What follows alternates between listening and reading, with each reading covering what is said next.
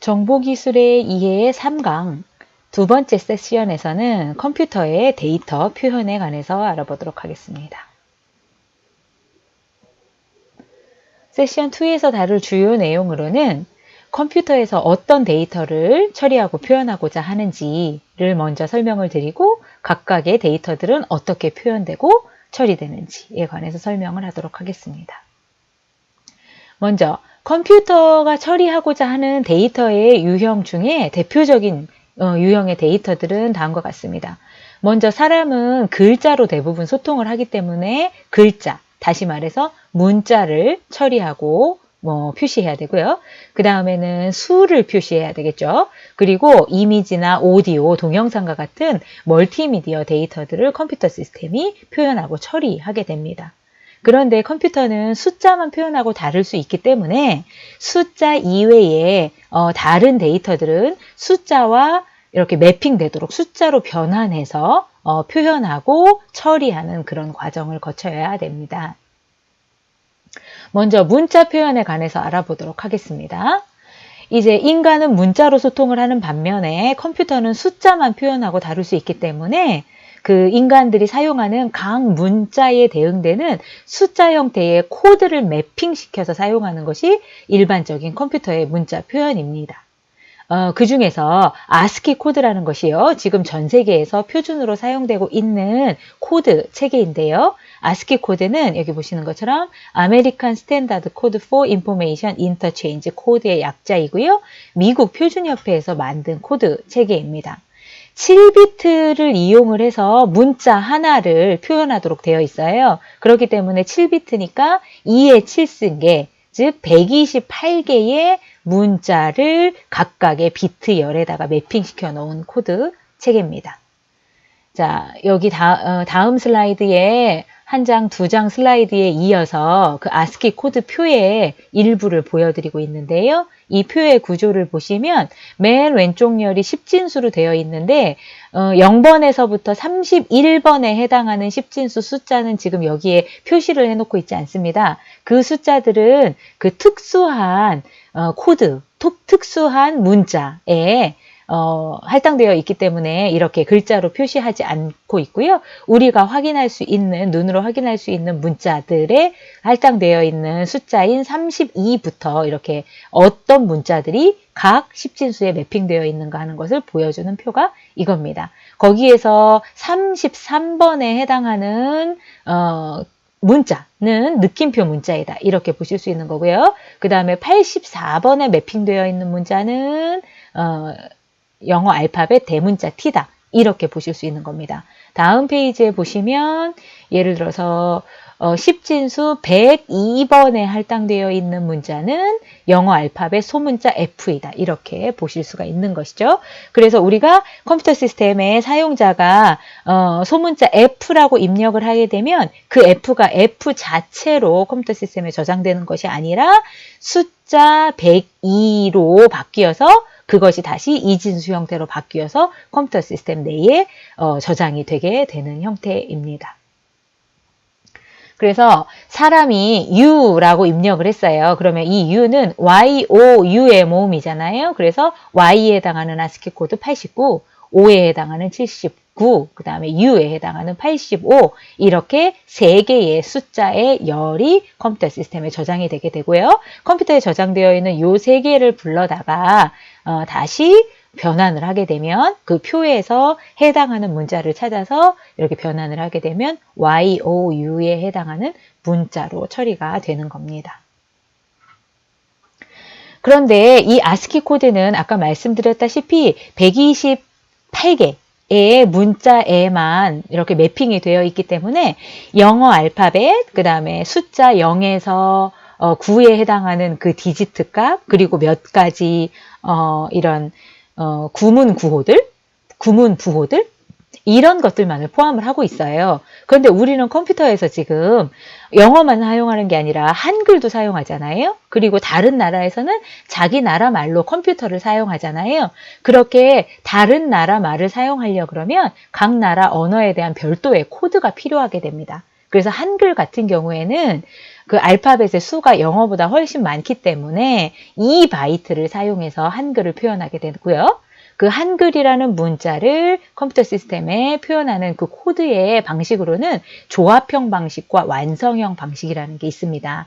먼저 조합형 코드는 한글을 초성, 중성, 종성으로 나누어서 그 각각의 초성, 중성, 종성을 비트의 열로 표현을 한 다음에 이렇게 조합하는 그런 방식이고 예전에 사용되던 방식이에요. 그래서 전체 2바이트니까 16비트가 되잖아요. 그 중에 맨 앞에 있는 이제 한 비트는 떼어놓고 뒤에 있는 15바이트를 15비트를 5비트씩 나누어서 처음에 5비트를 초성, 다음 5비트를 중성, 그 다음 5비트를 종성 이렇게 표시하도록 한 다음에 조합해서 사용하는 방식이었습니다. 그런데 최근에는 그렇게 하지 않고 완성형 코드라고 해서요. 아예 한글로 표현될 수 있는 각각의 그 문자들 예를 들어서 가, 감, 겐, 겟 이런 각 문자들에 해당하는 각 글자들의 코드를 부여해서 사용하고 있는 것이 완성형 코드라고 볼 수가 있습니다. 그래서 지금 여러분들이 컴퓨터 시스템을 사용을 하실 때에 윈도우와 같은 운영체제를 사용할 때에 그 운영체제가 설치될 때 언어 선택하게 되어 있잖아요. 그러면은 그 언어 선택에 따라서 컴퓨터 시스템에 이런 코드들이 알아서 설치가 되도록 되는 상황입니다. 그런데 각각의 이제 나라들이 각 자기 나라의 코드를 별도로 만들어서 사용을 하다 보니 이제 불편한 점이 많지요. 예를 들어서 유학생들이 유학을 왔는데 그 시스템 내에는 그 나라 언어에 대한 코드 체계만 설치가 되어 있다. 그러면은 자기 나라 언어를 그 컴퓨터 시스템에서 사용하고자 하려면 그 코드를 별도로 설치해야 된다거나 이런 문제들이 있어서 아예 전 세계가 통용할 수 있는 그 모든 문자들을 포함하고 있는 그런 코드 체계를 사용하면 어떻겠느냐 해서 나온 것이 유니코드라는 체계입니다. 유니코드는 전 세계 모든 문자를 컴퓨터에서 일관되게 표현하고 다룰 수 있도록 설계된 그런 산업 표준이고요. 10만 개가 넘는 전 세계의 문자를 표현할 수 있도록 되어 있습니다. 그래서 예를 들자면 한글의 가와 같은 문자는 유니코드에 이렇게 AC00 이렇게 표시가 되어 있고요. 2바이트 체계를 가지고 있어서 2바이트로 전 세계에 있는 그런 문자들을 표시하도록 한 코드 체계입니다. 자, 여기까지 문자라는 것이 컴퓨터에서 표현되기 위해서는 코드 체계를 통해서 이제 숫자로 매핑이 되더라. 이런 것까지 알아봤고요. 그 다음에는 정수의 표현에 관해서 알아보도록 하겠습니다. 이제 컴퓨터 시스템이 표현하고 처리하는 두 번째 중요한 데이터를 수라고 본다면 수는 크게 두 가지 종류의 수로 컴퓨터 시스템이 처리를 합니다. 첫 번째는 정수라는 것이고요. 두 번째는 실수라는 것입니다. 우리가 쉽게 구분한다면 정수는 소수점이 없거나 그렇게 표현하거나 소수점 이하가 0인 숫자 형태를 정수라고 생각하시면 되고요. 3, 5 이런 숫자예요. 실수는 3.5, 0.56 이렇게 소수점 이하까지 표현되는 숫자를 실수라고 보시면 됩니다. 먼저 정수의 표현에 관해서 알아보도록 하겠습니다. 정수란 컴퓨터가 사용하는 숫자 중에 가장 기본적인 것으로 셀 수 있는 수를 말합니다. 카운트가 가능한 거죠. 그래서 컴퓨터에서 정수를 표현할 때 양수값만 표현한다면 특별히 수를 표현하기 위한 방법론이 필요가 없습니다. 왜냐하면 이진수로 바꾸어서 그냥 표현을 하면 되니까요. 그런데 문제는 정수의 범위 안에는 양수뿐만 아니라 음수라는 것도 포함이 되어 있다는 거죠. 그래서 마이너스 4다. 그러면은 값의 크기는 플러스 4와 똑같은 4이지만 부호 자체가 4와 다른 마이너스, 플러스 4와 다른 마이너스 부호를 가지고 있다는 것 때문에 이 수를 표현하기 위한 별도의 체계가 이제 필요하게 되는 거죠. 그래서 컴퓨터에서 정수를 표현할 때 양수는 그저 이진수로 변환시키면 됩니다. 그렇게 해서 숫자로 표현이 가능하고요. 음수를 표현하는 방법을 우리가 배워야 됩니다. 음수는 표현하는 방법 중에 1의 보수라는 방법을 쓰거나 2의 보수라는 방법을 쓸 수가 있습니다. 먼저 1의 보수 방법을 어떻게 해서 음수를 표현하는 건지 설명을 드리면요.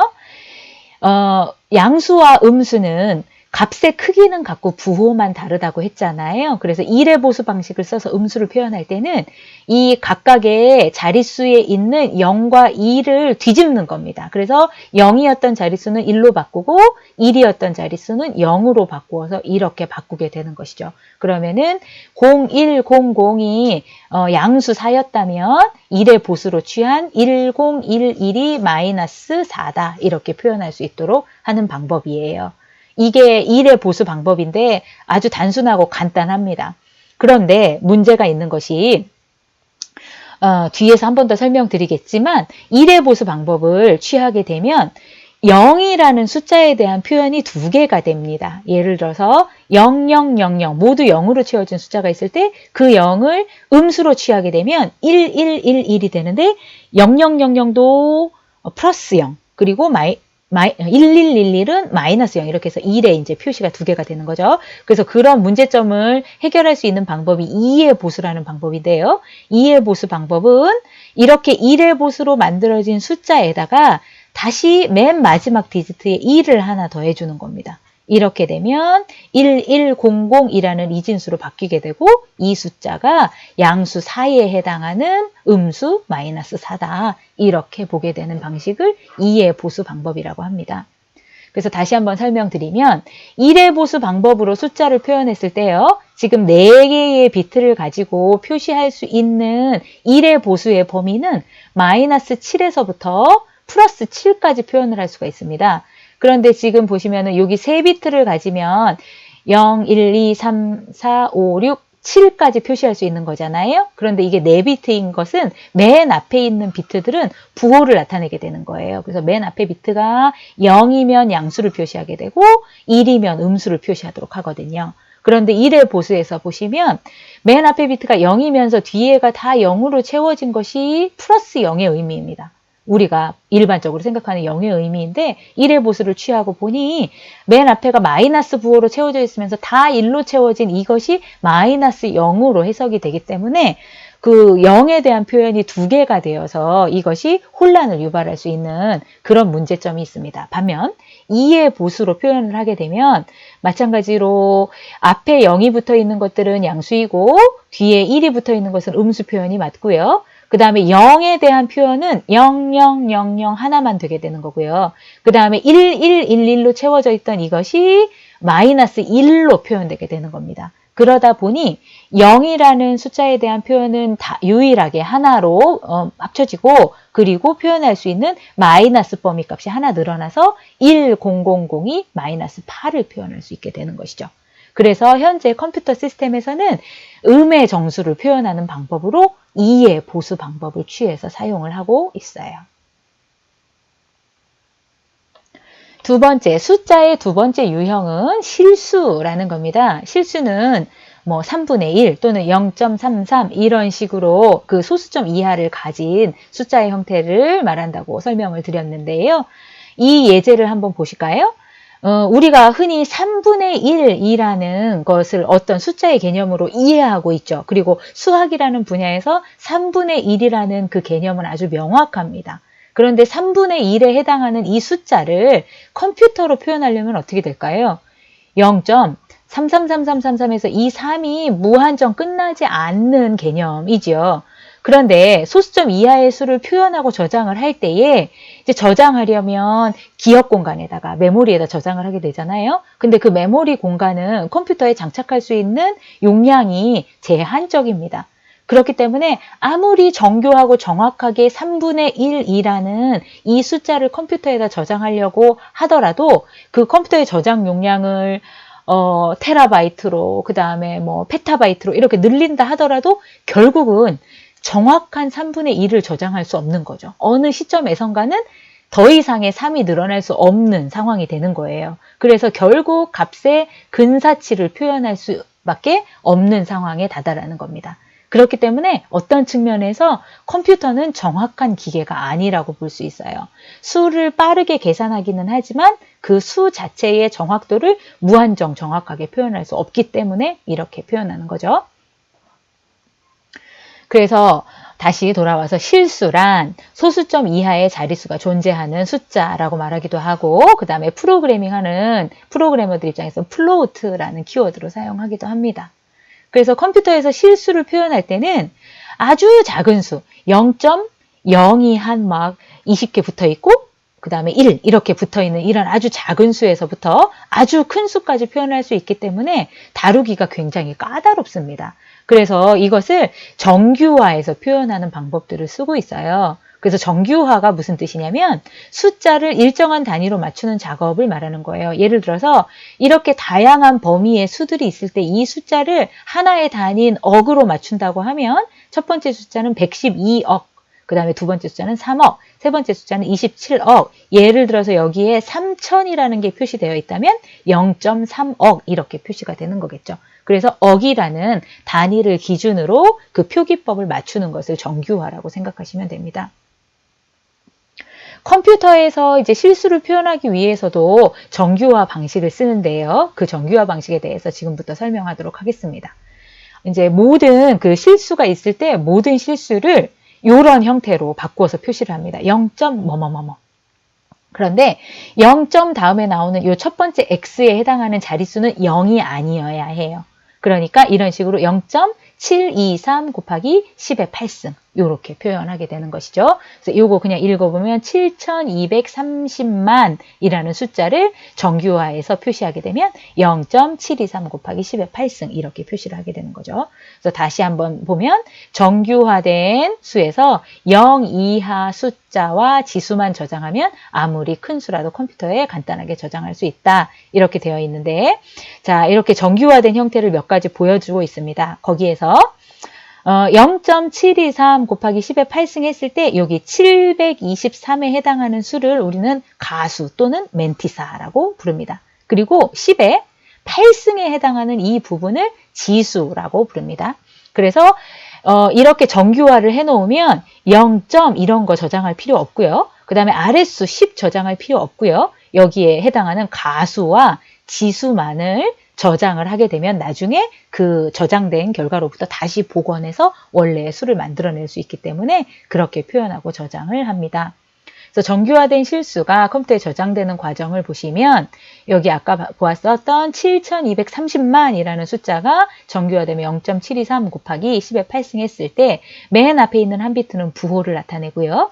그 뒤에 있는 8비트를 이용해서 이 지수를 그 8비트가 아니라 그 지수 8을 여기다 저장을 하게 되는데 지수를 저장하는 요 영역은 비트 수가 이제 컴퓨터 시스템마다 좀 다를 수가 있게 되는 거죠. 그리고 그 뒤에 더 많은 비트를 할당해서 거기에 가수를 이제 저장을 하게 됩니다. 그래서 이 가수가 더 여러 개의 디지트로 이렇게 표현이 되게 된다. 그러면 그 정확도가 아주 높은, 예를 들자면 뭐 3.14 이렇게 표현할 그 숫자를 3.14, 1592까지 표현하게 되면 이 가수 부분에 그 내용이 늘어나게 되겠죠. 그렇게 표현하게 되는 것이고, 지수에 있는 숫자의 크기가 커지면 커질수록 큰 규모의 숫자가 되는 거가 되겠습니다. 그래서 정규화된 실수를 이렇게 저장을 합니다. 또 다른 사례는 숫자 32.4인 경우에는 정규화 시켜보면 0.324 곱하기 10의 2승이 되겠죠. 그렇다면은 처음엔 부호 저장하고 그 다음에 지수 먼저 가수 이렇게 저장을 하게 되겠고요.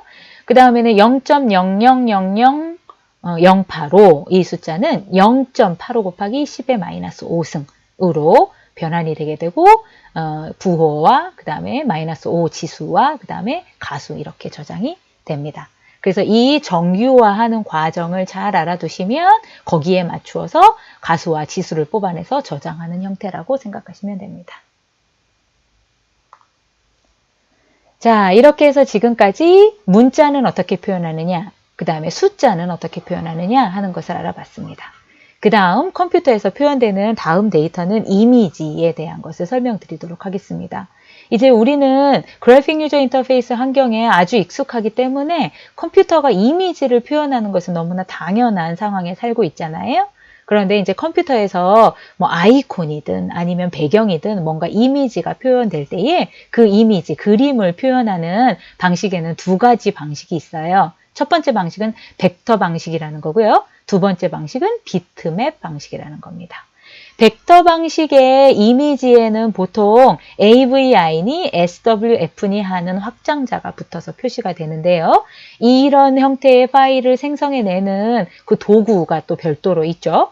벡터 방식의 데이터는 점과 점을 연결하는 수학적 관계로 이미지를 표현을 하게 됩니다.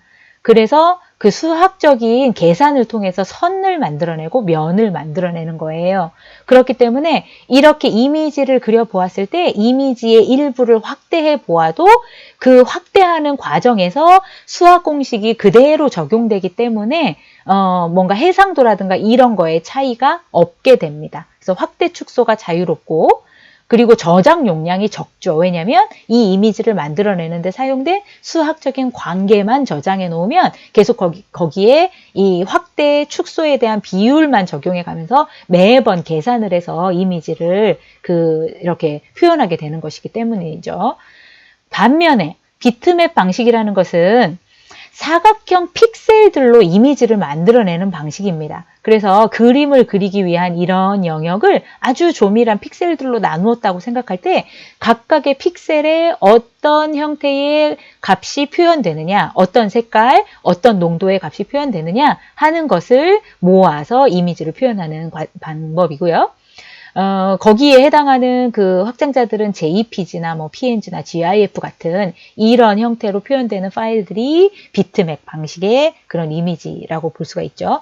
그래서 처음에 이미지를 생성할 때 이렇게 조밀한 형태로 그 픽셀들을 나누어서 각 픽셀 값을 설정을 했단 말이죠.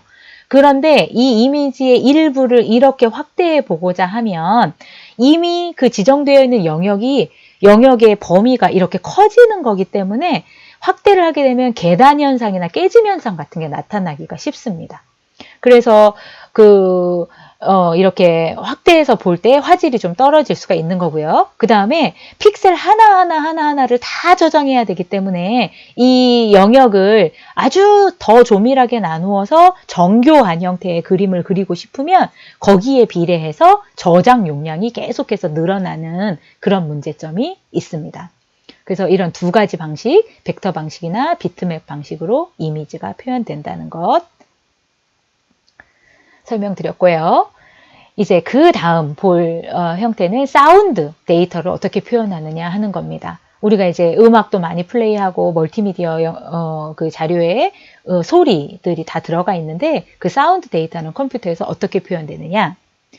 이제 소리라는 것은 사실 물리적인 그런 음향 신호이면서 파동으로 표현되는 아날로그 신호이잖아요. 그래서 우리가 이렇게 그 소리를 편집하거나 이런 툴들을 보면 이렇게 소리가 이렇게 오르락내리락 하는 그런 아날로그 형태의 신호로 표시되는 것을 볼 수 있는데 컴퓨터는 기계이고 디지털 기계이기 때문에 그 연속적인 신호를 표시하거나 저장할 수 없고 이 연속적인 신호를 디지털 형태로 표현을 해서 변환을 해야 됩니다. 그래서 그 디지털 형태로 변환하는 과정이 샘플링 과정, 그 다음에 양자화 과정, 부호화 과정이라는 이 세 개의 단계를 거쳐서 아날로그 신호를 디지털 신호로 변환을 하게 되는데요. 먼저 샘플링이라는 과정은 아날로그 파형에서 표본점들을 추출을 해서 일정한 간격으로 값을 따내는, 추출해내는 과정을 말합니다.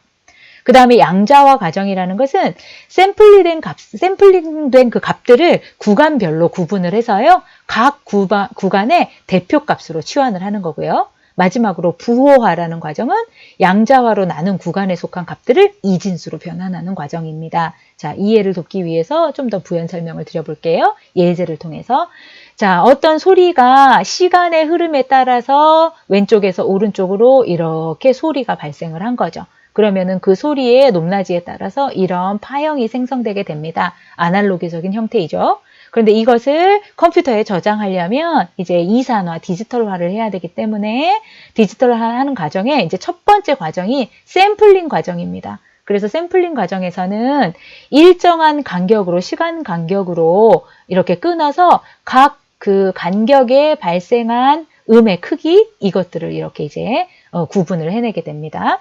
그리고 그 다음 단계에서는 이 이 소리의 크기가 제일 높은 데는 여기였고 그 다음에 소리의 크기가 제일 낮은 데가 여기였잖아요. 그러면 그 전체 구간을 일정한 간격으로 나누어서 이렇게 구분을 하는 겁니다. 그래서 그 간격이 좁으면 좁을수록 그 소리의 세기가 세밀하게 조정이 되겠고요. 그래서 가능한 대로 구간 0, 1, 2, 3 이렇게 나누어서 각 구간을 구분을 하게 되는 거고요. 그리고 이제 세 번째 단계에서는 이 구간에 해당하는 이 정보들을 저장하기 위해서 첫 번째 샘플링한 시점에서 이 시점에서의 소리값은 구간 2에 해당했었죠. 그 다음에 두 번째 그 간격에서의 소리값은 구간 3에 해당했었잖아요. 그러면은 이 값들을 각각 저장하기 위해서 각 구간의 값을 이진 형태에다 매핑시키는 겁니다. 그래서 구간 3은 11, 구간 2는 10, 구간 1은 01, 구간 0은 00. 그래서 이 경우에는 구간 2이기 때문에 10, 그 다음에 11, 여기는 구간 2에 해당하니까요. 10, 00, 00, 그리고 10. 이렇게 매핑된 숫자, 1년의 숫자들을 이제 저장을 하게 되는 것이죠.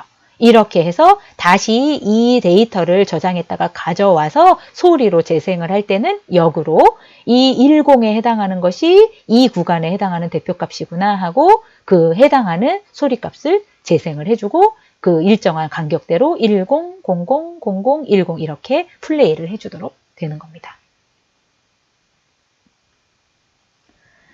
자, 여기까지 컴퓨터에서 처리되고 있는 데이터의 유형, 그리고 각 데이터들을 컴퓨터 시스템이 어떻게 표현하고 저장하는지에 대해서 알아봤습니다. 퀴즈를 통해서 우리가 살펴봤던 내용들을 점검을 해보도록 할게요. 1번, 문자를 처리하려고 숫자와 문자를 대응시키는 7비트 코드를 무엇이라고 합니까? 전 세계적으로 지금 공통으로 사용하고 있는 코드 체계인 아스키 코드라고 설명했습니다. 2번, 컴퓨터가 표현할 수 있는 숫자에는 정수와 실수가 있다라고 설명했고요. 3번, 정수에서 0은 1로, 1은 0으로 바꾸어서 표현하는 방법, 음수 표현할 때 말하는 거죠. 이 방법을 어떤 보수 기법이라고 했냐면 1의 보수라고 했죠. 그때는 숫자 0이 더하기 0과 마이너스 0으로 두 개 생기는 문제가 있다라고 설명했습니다. 마지막 4번, 1의 보수 문제점을 해결하려고 음수에 각각 1을 더한 것을 무엇이라고 부른다고 했냐면 2의 보수 기법이라고 설명했습니다. 세션 2에서 공부한 내용을 요약해 보겠습니다. 문자를 처리하려고 숫자와 문자를 하나씩 대응하는 7비트 코드를 아스키 코드라고 한다. 컴퓨터에 표현할 수 있는 숫자에는 정수와 실수가 있다. 정수에서 음수를 표시할 때는 2의 보수 기법이 사용된다라고 설명드렸고요. 실수에서 정수 0 다음에 소수점 아래에 첫째 자리에 0이 아닌 수가 오도록 자릿수를 맞춤하는 그런 과정을 무엇이라고 부른다고 했죠? 정규화라고 부른다고 했습니다. 여기까지 세션 2에서 컴퓨터의 데이터 표현에 관해서 알아보았습니다.